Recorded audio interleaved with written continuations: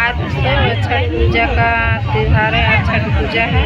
आज हम लोग आरम दिखाएंगे और हमारे यहाँ इसका मेला लगता है। आप लोग देखना वीडियो में कैसा लग रहा है, आप लोग कमेंट करके बताइए।